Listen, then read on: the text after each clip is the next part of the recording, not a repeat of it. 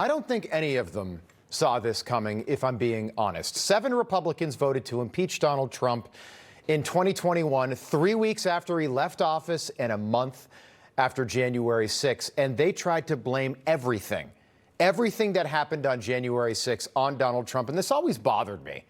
They tried to blame everything on Donald Trump because that was the easy way out at the time, because they never thought they'd ever have to deal with Donald Trump again. Blame it on Trump, move on. We'll be on the right side of history. Donald Trump was an aberration. He never should have been president.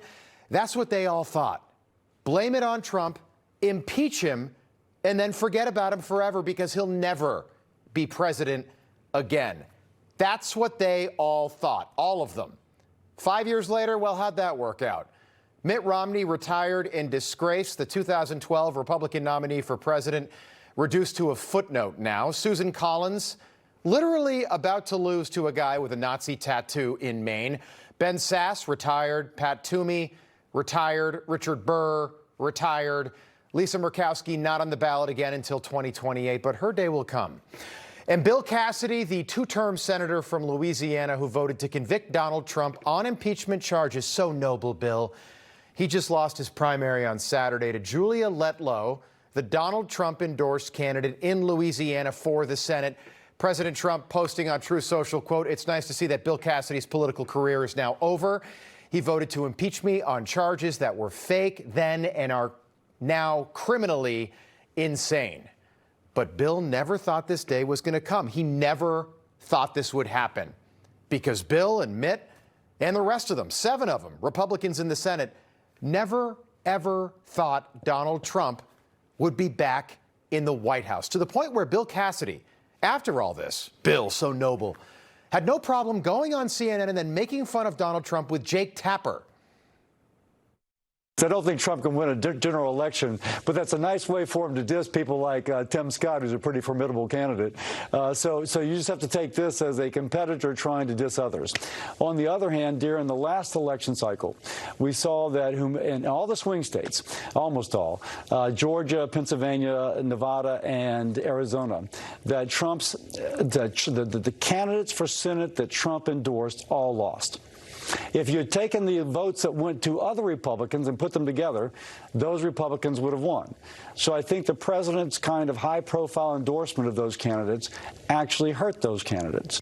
Yeah, okay. All right, Bill. Anybody going to miss Bill? I don't think so. By the way, he didn't even come in second place. He came in third place. Sitting 2-term senator, just lost a primary. Hasn't happened since 2012. 7 Republican senators voted to impeach President Trump in 2021, voted to impeach a president from their own party after he left office. And they never mentioned the Capitol Police, like opening the doors for all those violent protesters on January 6th. They never mentioned the 274 plainclothes FBI agents who were in the crowd that day egging all of this on. They never mentioned any of that, and they never mentioned this. The fact that Nancy Pelosi, the Speaker of the House at that time, never called the National Guard, and she admitted the mistake. We have responsibility, Terry. We did not have any accountability for what was going on there, and we should have. This is ridiculous. They clearly didn't know, and I take responsibility for not having them just prepare for more. Instead, people like Bill Cassidy thought it was easier to blame everything that happened on January 6th on Donald Trump, and then just simply close the book, forget about it, move on, completely disregarding that Donald Trump said something on the morning of January 6th before any of this happened at the Capitol. Donald Trump said, "Go peacefully and patriotically to the Capitol." But to people like Mitt Romney and Bill Cassidy, that was like some kind of secret code for storm the Capitol and try to kill Mike Pence. I know that everyone here will soon be marching over to the Capitol building to peacefully and patriotically make your voices heard. Peacefully and patriotically go to the Capitol and make your voices heard. It always, for the last 5+ years, has bothered me when people, especially Republicans, try to just erase those words from the history books like they never happened.